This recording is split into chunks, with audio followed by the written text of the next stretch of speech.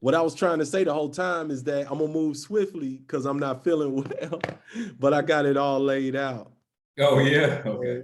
I'm getting cold. Like I put up enough energy to get through the day, and I feel it catching me. Gotcha.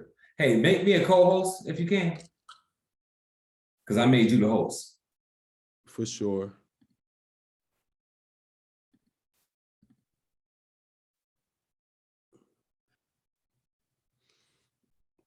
Where you at? Where you at? If you scroll all the way up or all the way down, we don't only two ends, so it should be all the way at the top or all the way at the bottom. I'm all the way.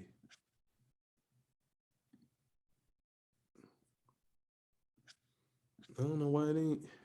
And it should be pulling up Robert at Training by Dunbar. That's what it's gonna say. It's not going to say Robert. Okay. Dunbar.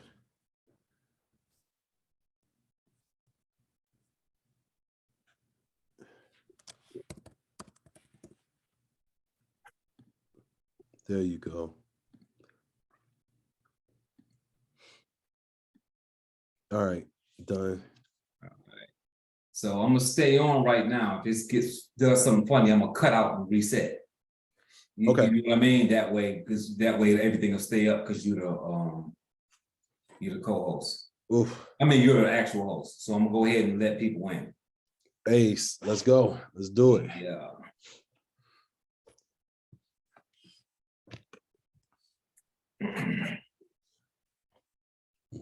Change this camera out.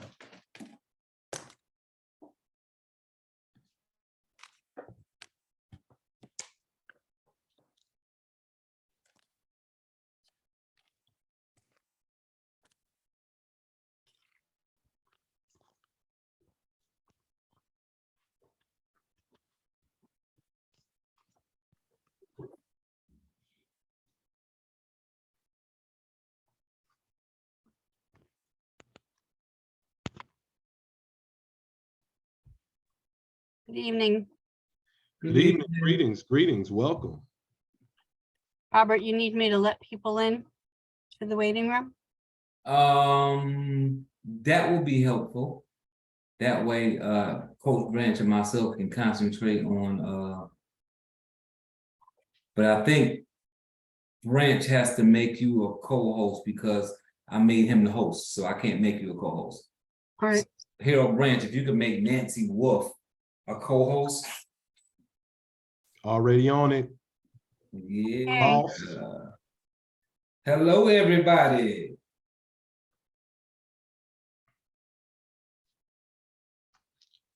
I guess they not sick of us yet. They showed up again. Hello, everyone.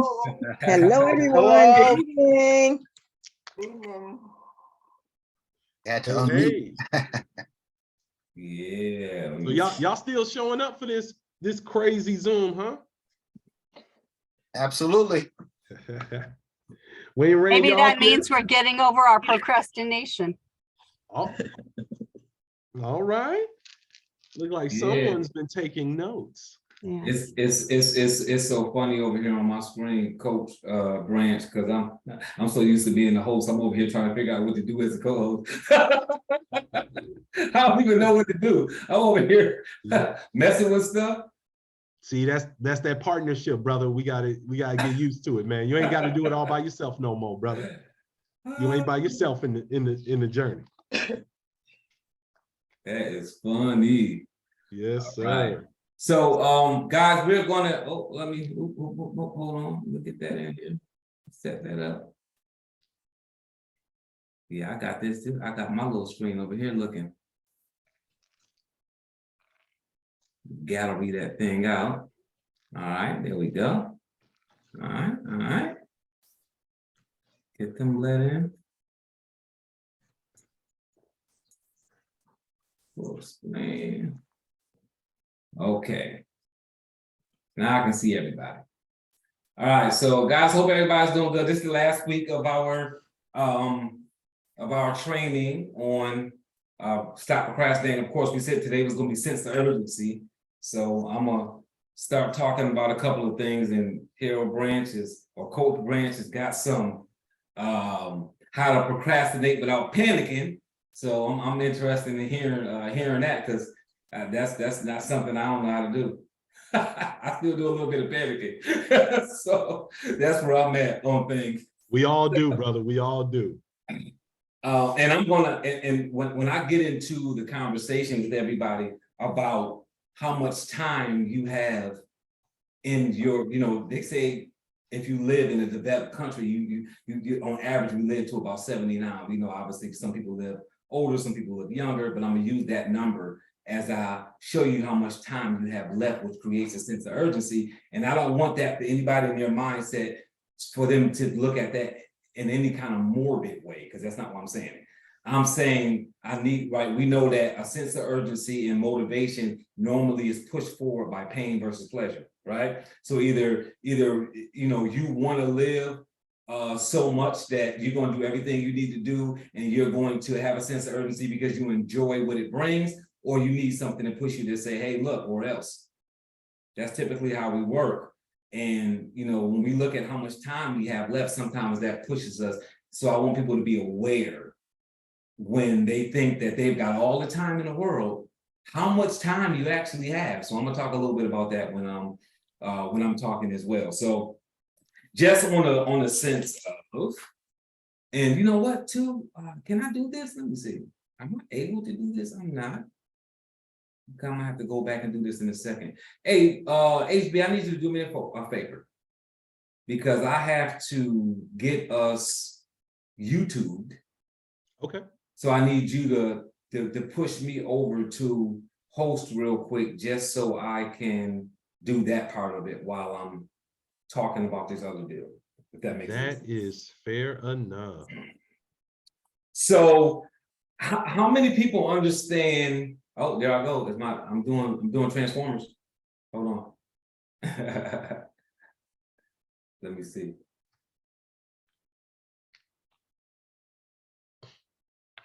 All right, there we go. Did you make me host? I did. Yes, okay, sir. So, well, I guess you need to undo that then. Oh. And you can't even undo it. I have to undo it on my side. So, let's see. Yeah, there you go. All right. I think. Can you still connect the YouTube?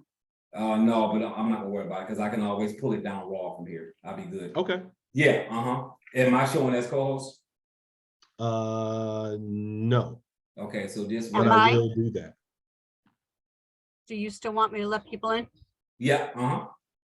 Okay. I do. Perfect. All right. So that way, if I do something weird, so I want everybody to think about, just kind of think about this as when we look at that sense of urgency and when it kicks in for us on a normal basis. And you can just throw some things in the chat to answer these particular questions. So most of the time, when do we decide we're gonna get a gym membership? When do we decide we're gonna get a gym membership? Let's throw it in the chat. What happens to make us make that particular decision?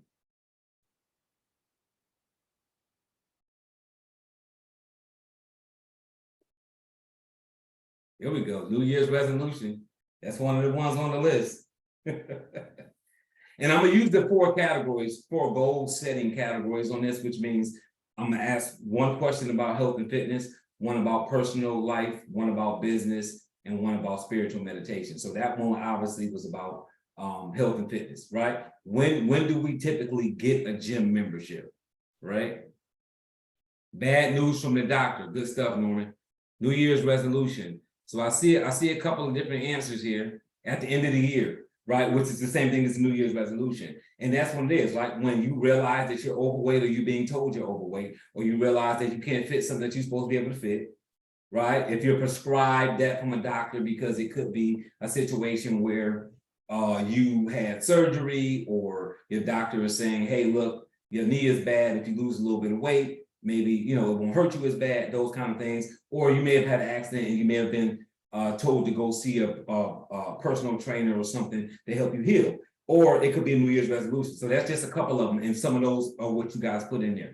So that's the gym membership. What about your spiritual relationship? When do we call on God or whoever it is that we look at as a God, whatever it is, whether it be you're a Buddhist or you're a Muslim or a Christian or right, it's the universe for you, whether it's you meditating spiritually, whenever you call on your higher power, when do we do that?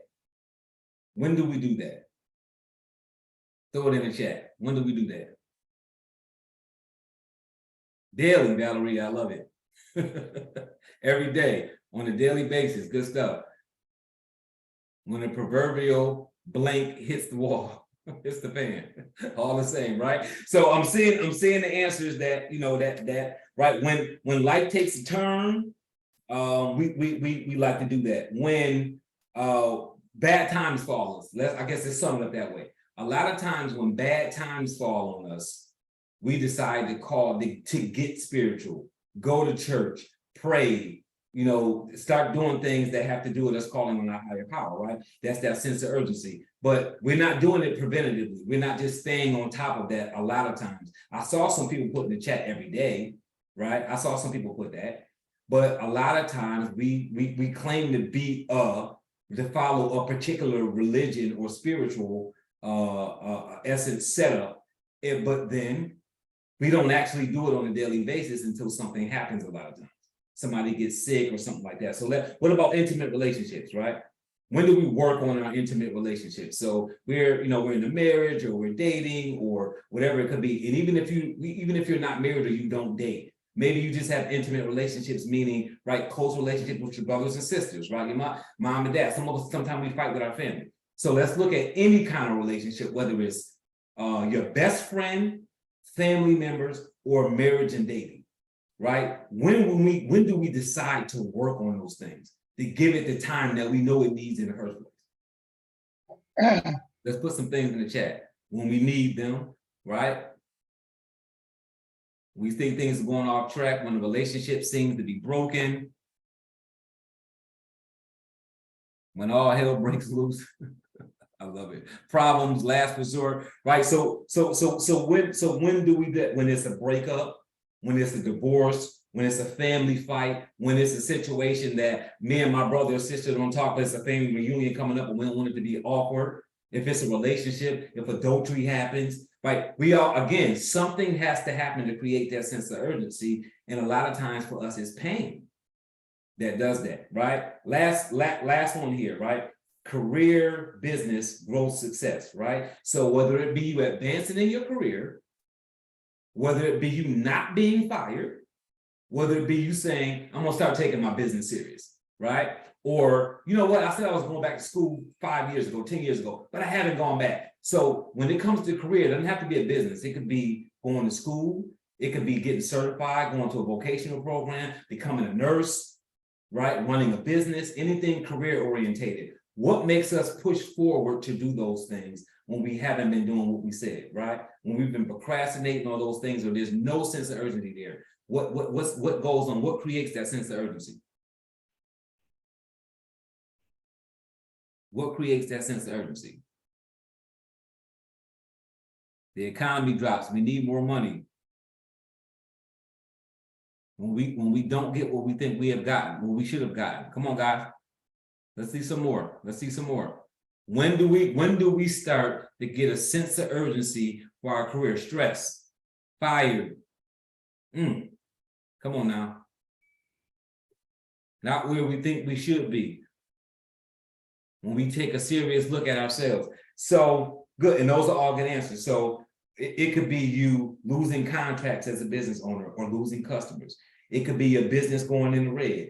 It could be you needing to meet quotas in your business, and that's why you decide to get a sense of urgency. It could be with your job, the risk of being fired, right? They're doing corporate layoffs right now. And now you're saying, let me get on top of my business so that they don't lay me off. I don't want to be on that list, right? These are things that are happening that's forcing us to say, okay, I need a sense of urgency. Approached by the supervisor or boss about you not meeting quotas or you not moving at the speed that they want the employees to move, right? Continuously being looked over for promotion. Those are more things that could be happening that you say, now I need a sense of urgency. And a lot of times when we don't move forward, when it's a major situation and something doesn't happen to make us move forward, just know the statistics on this. Now, about 93% of people cannot make a significant life or business change alone. That means that without having a coach or a mentor or a best friend or a support system, they will not make a life-changing or career-changing decision on your own. 93% of people. So if you're as a person that's not doing that, that's why accountability partners are important. That's why mentor programs and being a part of mastermind groups and having a best friend that's supportive or a spouse that's supportive or somebody else in your corner, having a coach, having a mentor. That's why those things are so important, because they help you when it comes to a sense of urgency to keep that on the front so that you're constantly moving in that space. So I want to shift here just a little bit. And I want to shift to thinking about the time that we have left. Now, I'm 47 years old. I don't know how old everybody is on the Zoom tonight, but we're going to go with the national average, which says that we generally live to about 80 years old. Now, we know that some of us are healthier than others. Some of us have things in our background that may cause us to pass early. We know all of those things happen with. Let's go with 79 to 80, right? Just for the sake of what I'm going to mention here. So, did you guys know that on average, we spend about 26 years sleeping? 26 years sleeping. And we spend another 7 years attempting to sleep. All of those times when we're rolling over, trying to get to sleep, can't get to sleep, stressed about something, dealing with something. We're in the bed, we're making an attempt to go to sleep, but we're not. 7 years we're doing that, and we're actually asleep about 26 years, unless you're one of those people who sleep 4 or 5 hours a day. And that'll catch up. That'll knock you down from 79 to something else. I promise you that. But just understand, the average person sleeps about 26 years, right? 7 years trying to sleep. 11 years on average. 11 years, guys, on average, we spend watching TV and or browsing the internet. So between social media, looking for things online, buying things online, watching television, streaming, we're talking about 11 years on average, again, unless you're one of those people who, I don't watch TV, I don't get on social media. If you don't have any social media accounts, that's going to change just a little bit for you, right? On average, 5 years goes to eating. 5 years of your life you're spending eating, unless you intermittent fast every day, and you've been doing this since you was a teenager. Right? A lot of time. And I'm squaring this away for you all so you realize how much time you really have, right? Outside of a formal college degree, that means I have a bachelor's, I have an associate's, I have a master's, I have a doctorate, things of that nature. Did you know that we only spend about 2 years in school? So just us going from VPK to senior in high school and graduating, that's about 2 years of our life that we spent inside of the school, right? Unless you were homeschooled and some of it was at home. We spend an average of 1 year in romance. That means being on dates, right? Being intimate with our partner, enjoying our wedding, our honeymoon, all of those things, right? If you're on the dating scene and you're taking people on dates once or twice a week, on average, we spend about a year, unless you just, if you're a player, I'm sure that goes up, right? So a little bit more if you're a romancer. But on average, we spend about a year, right, doing the dating scene, or romancing is what I want to call it. I'm recently engaged, Coach Dunbar, so at least a year and a half for me. About a year and a half. And me and you are in the same boat. I know you're recently engaged too. My schedule, for those that know me, know that my schedule has changed drastically from being a bachelor living in a 2-bedroom, 2-bath condo to moving into a house with a fiance and a 16-year-old son. So my time has been very well consumed. A lot of these stats have added to my life. Exercise takes about 1 year of our life, unless you're somebody who consistently exercises. So if you're the person that's like, oh no, I either walk or go to the gym 4 or 5 times a day. If you're doing that, then you're about 2 years of your life is going towards exercising. If you're the kind of off and on person, sometimes you exercise, sometimes you don't. A year of your life is being taken up with exercise. And I'm going somewhere with this. And if these stats make sense, just, you know, just throw in the chat that this is all making sense, right? If it seems like that's your circumstance. If you drive 20 to 25 minutes to work daily and work for 40 years, that's another 1 year of your life gone. Listen, guys, that's not the job. I'm talking about the commute. The commute, if you work 40 years and you're driving an average of 20 to 25 minutes to work, and you work for 40 years, 5 days a week, you have spent a year of your life commuting back and forth to work. And you have another 9 to 12 years that has gone towards your career if you have a 40-hour-a-week job. 9 to 12 years of your life has gone towards that career. Now, this is the average person. We're not talking about the person who runs a business that's working 12 or 15 hours a day. We're not talking about the nurse that's working 12-hour shifts. We're not talking about that person. They're doing more than that. We're talking about the average person that's working 40 hours a day, right? You're looking at 9 to 12 years of your life going towards that workplace or your business if you're spending that time doing that. If you add those numbers up, that's 64 years in total. And that's not including parenting, grandparenting, and mistakes that you make. And that includes accidents. So that means that whenever you get stuck in traffic, we're not counting that. That means whenever you're spending time with your children outside of eating with them, this is not counting that. If you got grandkids, this is not counting that. This is not counting any mistakes in life where you had to redo things because you made a mistake.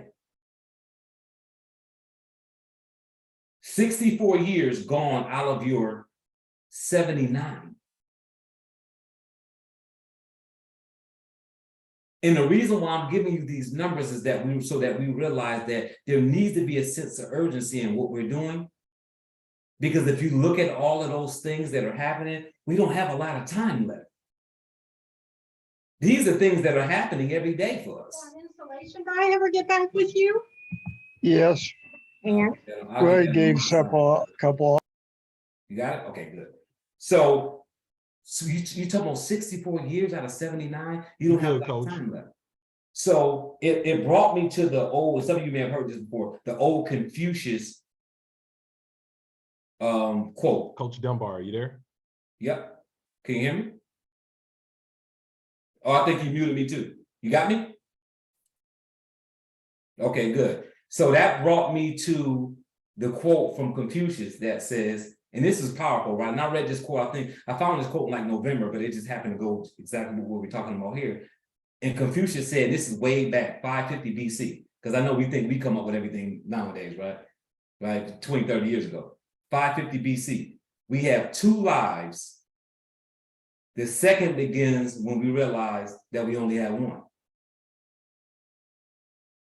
And that's really important for people to understand when it comes to a sense of urgency. We have 2 lives.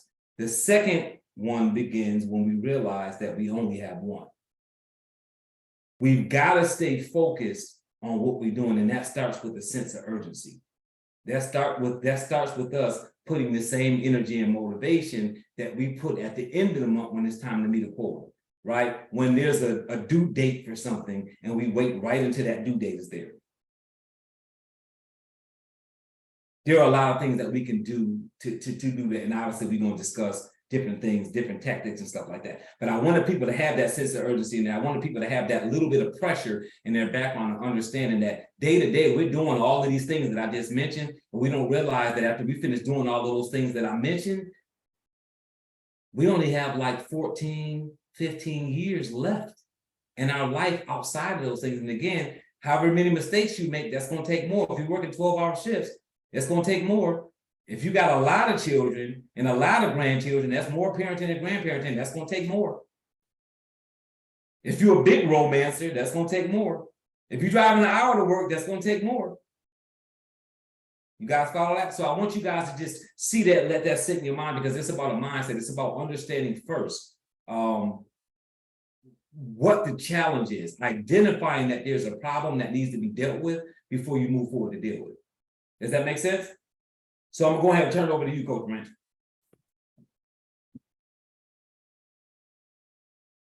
There we go. I appreciate that, brother. And you hit it across the head when you said we have two lives. The second one begins when we realize we only have one. That's crazy. That's crazy. That I needed to hear that one. So thank you very much for that and for breaking those numbers down. I look forward to seeing those and putting those numbers up so I could decide how I want to spend my time. So thank you for that, and thank you for sharing all that goodness. Family, you know, we are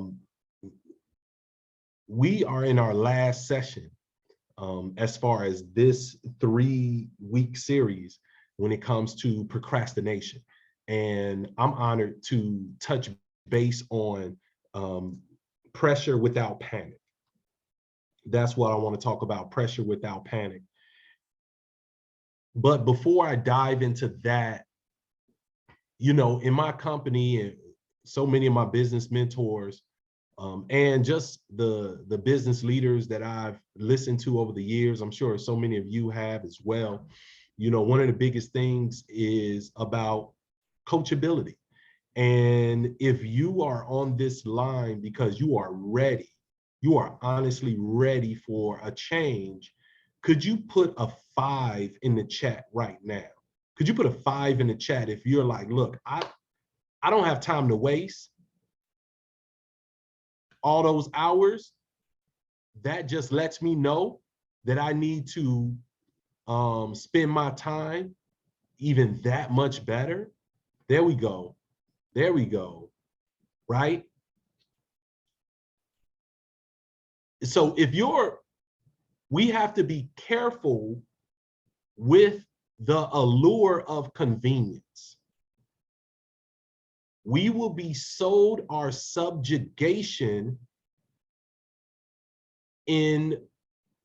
through a package, a beautifully wrapped package of convenience. How many of you remember when microwaves came out? I know I'm dating myself a little bit. I remember when microwaves came out. And at first it was get away from that thing, boy, for you catch radiation. And then we would cook it and still eat the food. Like, it was weird. They were big, they were noisy, there were all these different things.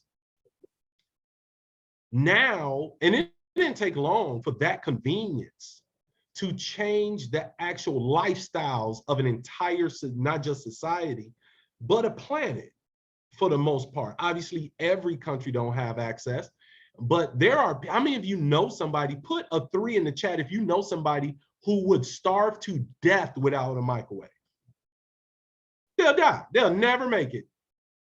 They can't boil water, right? Am I the only one? You know, somebody said, I know 2 people, plenty of folks, right?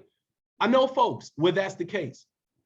We remember, most of us on this line remember life before cell phones. And before cell phones, we had to memorize phone numbers. How many of you had a better memory before cell phones? Legit had a better memory before cell phones. Don't tell my fiance, I'm still trying to make sure I know her number by heart.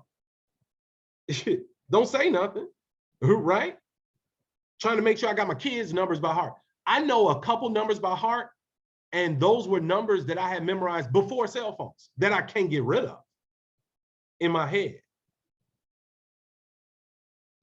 How many of us, we read posts on social media? How many of us ever went down a social media rabbit hole? I would argue, I would bet money that people who used to read books now read posts. And if we counted up all the posts that we read, we will probably be reading 3 books a week, 2 books a week from all the things that we read on our phone, however we get it on our phone, whether if it's post or what have you. Be careful with convenience. Be careful with convenience. Zoom is a convenience. We used to have to leave the house to come and get information. We used to have to really do that thing.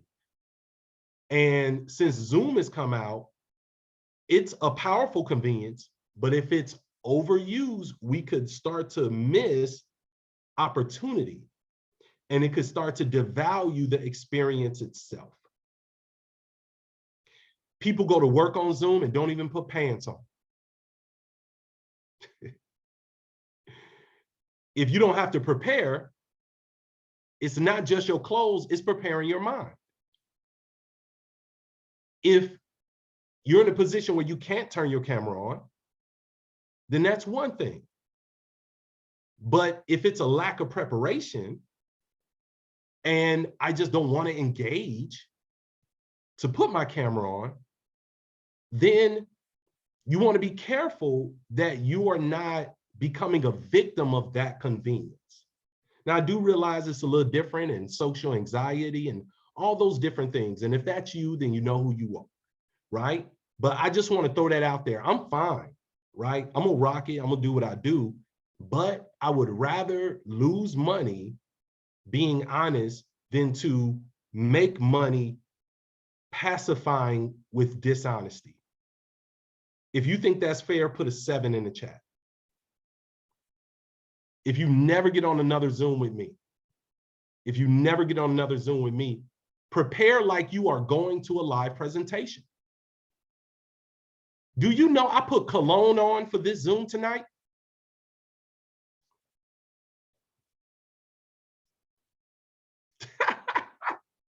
You know what I'm saying? Because I wanted to get my mind ready, right? Because it ain't just about how the presenter feels, it's about how you feel. You're the one taking in the information. And when you prepare your mind, you tell your unconscious, you tell your subconscious that this is important. This is important. I want to digest it. Let me get all that information. Is that fair? So I just want to put that out there because, hey, if your brother don't tell you, who will? And I only tell you because I care. Is that all right? Is that fair?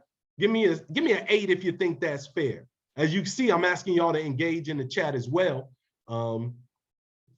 because I've been at my residency for my doctoral program all day. You see, I'm in a hotel, so my brain is fried anyway. So I'm working hard. So I need y'all to work with me tonight. All right, pressure, and I'm gonna move swiftly. And I know I say that all the time, but I'm really gonna move swiftly. I'm working on that. All right, pressure without panic. We're going to talk about the panic piece first.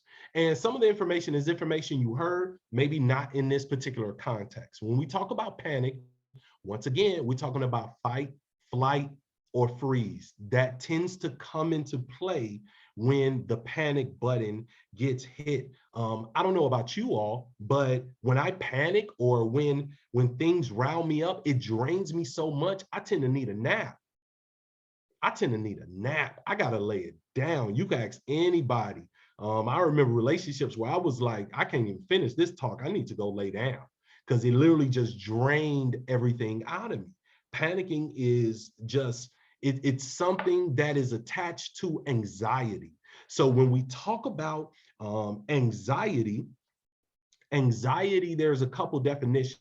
One definition is anxiety is a worry about the future. Anxiety is a worry about the future. And based on that definition, anxiety is a worry about the future, while depression is a concern about the past. Depression is a concern about the past, where anxiety is a worry about the future. That's why mindfulness and being in the present is so important. But there's another definition to anxiety that I appreciate very much. It's a concern over a choice. We make thousands of choices every day, thousands of choices every day. When we're concerned about a choice, then an anxiety kicks in, right?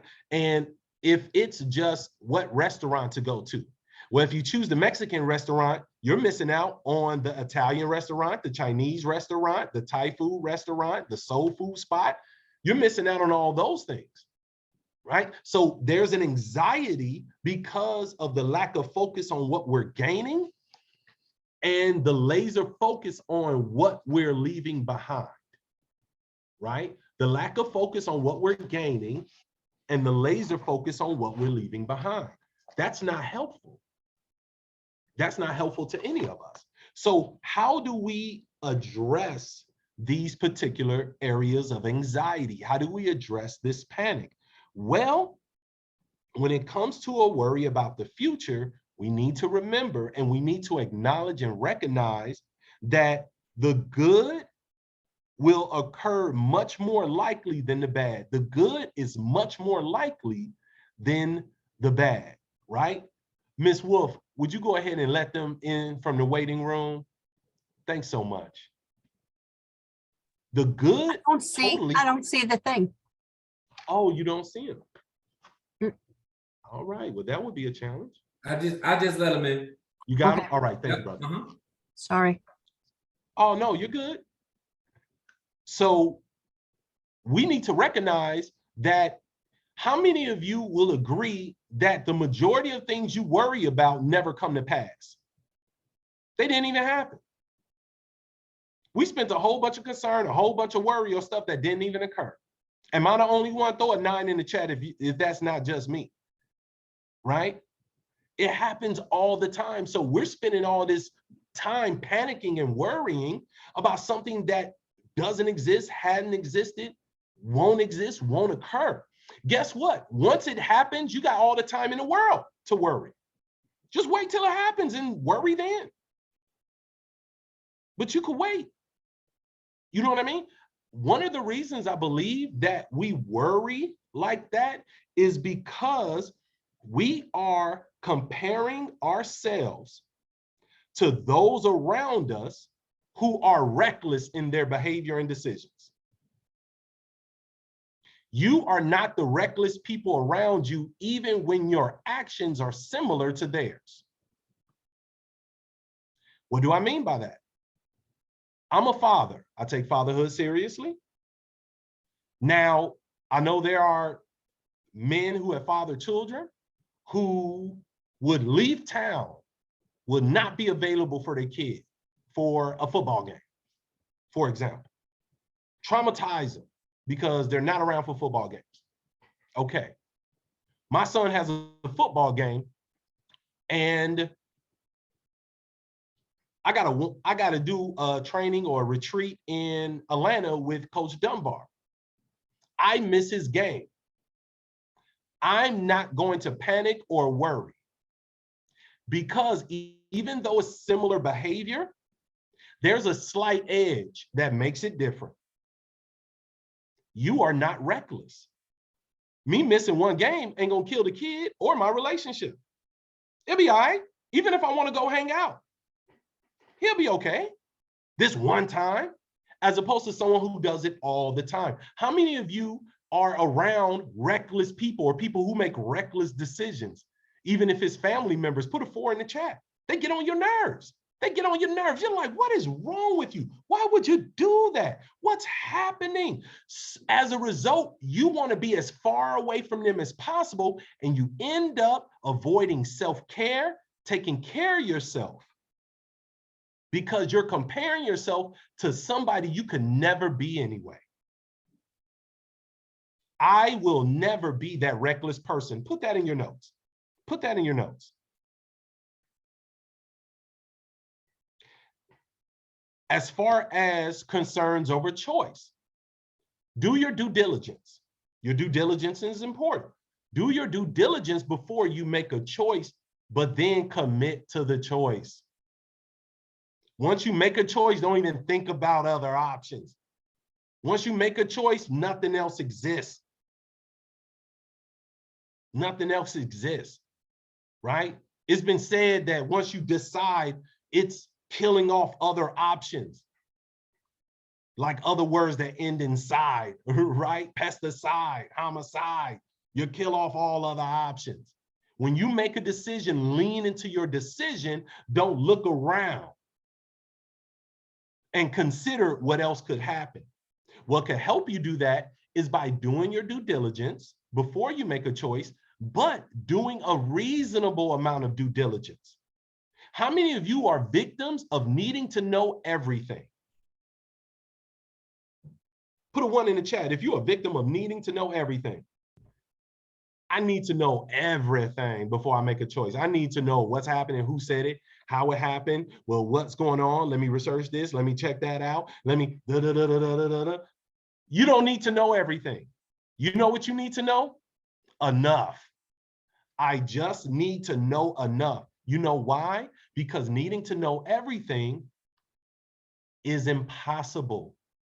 It's an exercise in futility. If you need to know everything, you will always be uncomfortable with your decisions. You will always have anxiety. You will always have panic in your life. Right? Put a yes in the chat if this is helpful to you at all.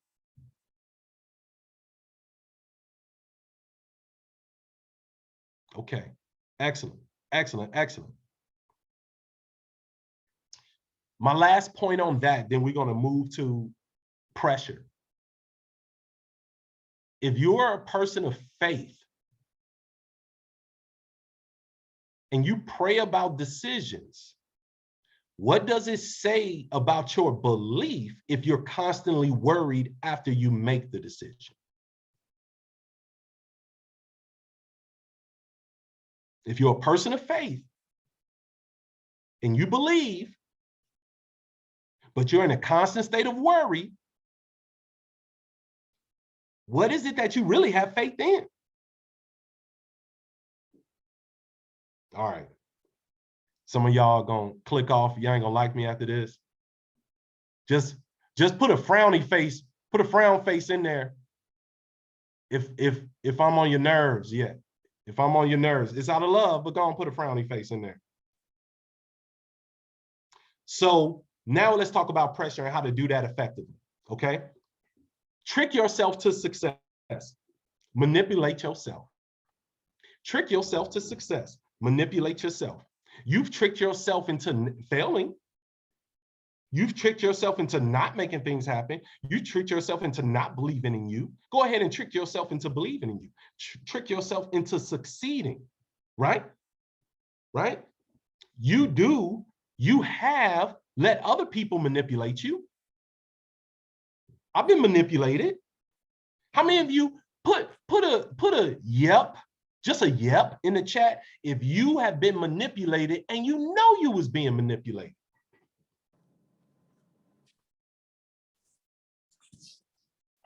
Manipulate yourself. Manipulate yourself. How do we manipulate ourselves? We got to understand that ideals are things. Person, place, thing, or idea. That's a noun. Those are all physical, tangible things. But when we get to ideas, like that's not physical or tangible. It is as real as a person, as me, a place, this hotel, and a thing, this computer. An idea is that real. If you don't believe me that an idea is that real, ask a 14-year-old boy. If you got sons or you was a son, then you'll laugh at that later, right? So thoughts are real and they affect us and they make things happen. You know what I mean? So if that's the case, why don't we manipulate our own thoughts, right? So create your own deadline. If the actual deadline is the end of the month, create a deadline that's the 20th and don't even consider the 30th. You're not thinking about the 30th. 30th don't even exist. That's what you put down, the 20th. You don't even have anything else to remind you. When you see that over and over again, you're going to push for that 20th deadline. Then you could run with it because your unconscious knows that you got a little more time, but consciously you don't recognize that. So the panic doesn't kick in. However, you still move with urgency, moving with urgency without panic, moving with urgency without panic, right? Reward yourself for the 20th deadline with something you won't reward yourself for the 30th deadline. And I'm just using those dates as an example, right? Pick a super nice restaurant. Tell your spouse, significant other, your kid, somebody that we're going to go to this restaurant. I hit my goal on the 20th. Not a day later. Now, once again, you're reinforcing that. Okay, you're reinforcing that. And have fun. Have fun. Enjoy the journey. You have to remind yourself to enjoy. We take things too seriously. And when I say take them too seriously, I mean in attitude, not in action. In action, you're going for it. You're getting it done.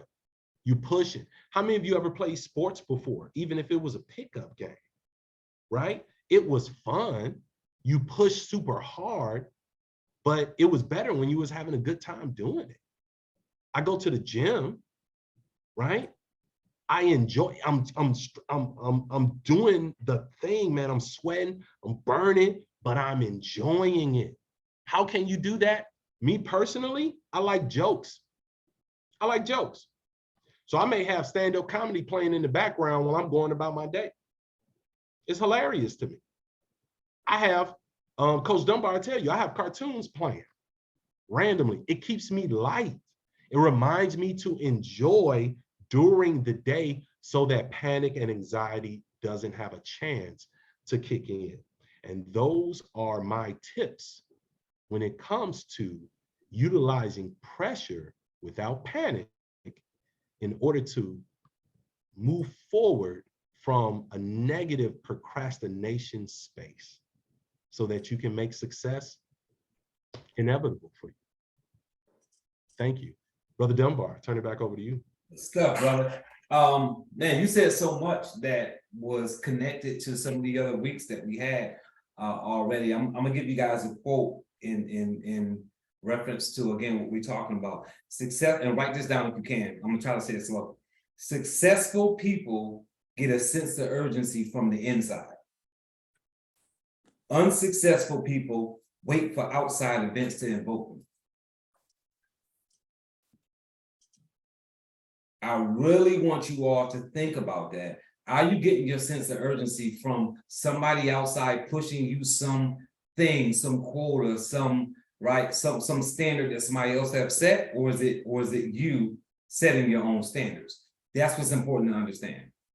So one of the reasons why we don't create a sense of urgency for ourselves is because we don't set standards for ourselves.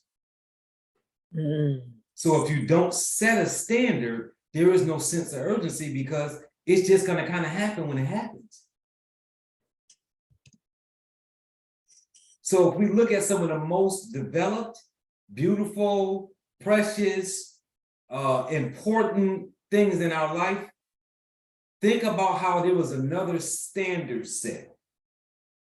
Women, think about the fact that having a baby takes 9 months. You don't control that. It was a standard set already, right? Think about that degree in school. A 4-year degree takes 4 years, right? Right? Some things are set as a standard, and we do well in those things because it was a standard set. But if you set your own standards and create your own sense of urgency, sometimes, right? So Coach Branch, my significant other, they're in doctorate programs, right? And they can actually finish before they give you all the time that you can finish. They'll say, you have up until this time to finish your doctorate, but you can finish it at this point. And just a personal situation with me, my significant other, and she gonna cut my head off when she hears this, but She ended up having to push hers out 3 months because she wasn't done, and she was in this crazy, crazy funk. But she was finishing her doctorate in 3 years, which was ridiculous anyway. So I hugged her, but I was thinking but if I could see myself in the mirror while I was hugging, I was thinking to myself, yeah, you're gonna finish in 3 years, in 3 months. Yeah, okay. Let's cry our hearts out about that, right? Setting the standard. You've got to set a standard for every single thing you're doing. The calendar will do that for you. This is why the calendar to me is so important in every training that I do, to understand how important it is to have events on calendars, because you know what you have the time to do and what time to do it in if it's on your calendar and it's blocked in a specific amount of time. I use time pressure throughout my entire day. Box it, block it, Pomodoro it. I got 25 minutes to do this thing. If I need more, then I put more time on the clock. But because there's always a clock running on my desk, I always have just a little bit of uncomfortable pressure on me that says I can't take that call, I can't respond to that text, I can't get into the social media vortex that we all get into. We don't want those things to happen. And if there's nothing ticking that says, right, what happens if, for the people who don't like to get up in the morning, put a 10 in the chat if you hit snooze. And I'm gonna tell you what made me stop hitting snooze. I took a Mel Robbins training, and Mel Robbins went into the science of saying that your brain works in cycles, and that when you go to sleep, you sleep in these cycles, that when the alarm clock goes off and you get up, you get up. When you click it and try to lay back down for 10 more minutes, your brain actually wants like an hour and a half. And now you're fighting that pull down because your brain is like, no, I want a cycle. I ain't doing 10 minutes. You think you want 10 minutes. Your brain is like, no, I'm going into a cycle for 90 minutes. Yeah. So now you're struggling to get up. It's Right. harder to get up now than if you would have just gotten up. So when I heard that and I realized that's what was happening, I started, when that alarm clock hit, I got up. But I want you to think about this. What if when that alarm clock went off, you woke up and you heard a bomb ticking and you didn't know where it was coming from? I bet you would get up, wouldn't you? Because it would be a sense of urgency. Do I hear a bomb tick? What is that ticking? If it wasn't a normal tick, you're looking for where that's coming from and you'll get up. How many times have you gotten up for something, right? You didn't mean to get up. You had to get up for something. But because it was a sense of urgency that you jumped up for, you got up. Because something was going on that created a sense of urgency. What Coach Vance was just talking about is we've got to create our own sense of urgency. We've got to put ourselves in a position where we give ourselves the deadline. The example he gave was the example that I used to use all the time in network marketing. Don't qualify by the 30th, qualify by the 15th, Run from the 15th to the 15th. Create a deadline that gives you 2 weeks to finish it before it actually needs to be done. That way, if you miss the mark by a day or two, you're still ahead of time. I remember when I was showing up to places late, I literally set my clock on my car 15 minutes early. Why did I set it 15 minutes early? Because I always thought it was the wrong time. So I was getting places 5 minutes late, but I was actually 10 minutes early. Because I tricked my brain into believing that it was a different time. So we've got to take it upon ourselves to set those standards. The idea that Coach Brand was talking about when he said we're trying to get it done perfectly, how harmful that is, 80-20. 80-20. And that means that 80% perfection. Some of y'all, and just show your hands, some of y'all get emails from me that have things in it that are wrong. Yes or yes? Put your hand in there. And I know y'all do because y'all tell me. Y'all always get a message, and I appreciate the messages. When you get a text and it's like, hey, that's a Tuesday meeting, not Wednesday, you put, right? That's because I don't perfect it before it goes out. Sometimes you have to let your customers, your prospects, your friends, your family, finish the deal for you. Put it out at 80% and let people come back and say, hey, something was wrong, and then you can fix it. Sometimes it's not even me sending this, my virtual assistant, and they made a mistake, but I'm never tripping because it doesn't have to be perfect. Because if it's a Tuesday meeting and I made a mistake and put Wednesday, somebody normally catches it and says, hey, because it's not perfect. But the fact of the matter is I got it out there and people saw it and it resonated and it served its purpose, even though it wasn't perfect. Does that make sense to everybody? You don't have to have it 100%. Get that out of your mind, right? So we're not gonna go down that rabbit hole. That's enough on that, right? Coach Brand's talking about it. I'm just giving you guys just a short reminder on it. So we out of time. It's 8:58. I know we told y'all, we've been running about an hour, even though we said 45 minutes. We were running about an hour every week. So we're gonna go ahead and get ready to close out here now. I put in a chat some time ago. I'll put it in there again. I'm not sure when I did it now, but I put in the chat, learn more about the book club. Guys, we got a week. We're getting started next week. So anybody that's planning on getting involved in a book club, go ahead and get involved in a book club. If you need to know more information, just go to that link. It's going to have all the details. If you're saying I still need to talk to somebody, scroll down on that page. And at the bottom of it, you can click it and you can do a consultation on how everything works. But this is what we're going to be doing. What we've been doing for the last 3 weeks is what we're going to be doing every week from this point on. But we're going to stay in the top of a particular book for 8 weeks. So we've been saying that week after week. So we're going to stay on, Eat That Frog for 8 weeks. Then we're going to move to Atomic Habits. Then we're going to move to another book. And we're going to deep dive so that you really can use these as reference points and now say, I haven't just read that book, I understand it. I actually go to this book when I have an issue in my life, a challenge in my life, and I know right where to go because I've taken notes. I got exercise sheets that was given to me through the Deep Dive Book Club. So this is not the novel reading, hey, I'm taking a break away from my work. This is ongoing self-development. That's why the tagline in our logo is making your development personal, because we want you all to really look at, this is what I need in my life. Let me buckle down and deal with the challenges that I'm having day to day by studying the books, not reading them, studying the books and taking the information out and applying it to my life.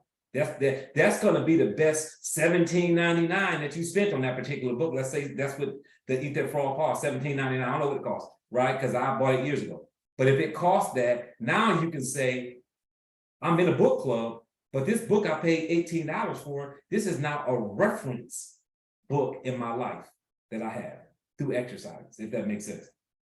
So that's enough for me. If you got anything else, Coach Brand, before we close out, I know you got some more work to do over there on your preparation and closing out your doctorate program. But congratulations, brother, over there. Oh, I'm good to go, brother. I'm good to go. Just excited about this course. And I do honestly think calling it a book club almost does it a level of disservice because it is literally a training course, an 8-week class on these different topics, right? I see you with the Eat That Frog. There it is. Just know that. Don't let the name fool you or minimize what it is that we're bringing to the table. Absolutely. Good stuff, guys. So it's 9:01. We're going to go ahead and jump off here. We appreciate you guys joining us for the 3rd week. Of course, as soon as the editing is done, we will get this one out to you guys. I sent out week 2, and week 1 is a video and an audio. So we're getting the other ones turned into audios as well. So you guys will be getting some emails from me. We look forward to seeing you guys, some of you all in the book club, and the rest of you guys somewhere else on some other training that we might be doing. So you guys have a great rest of your evening. And we look forward to seeing you guys all soon. Thank you. Absolutely. Thank you very much. Good night, all. You. Good night.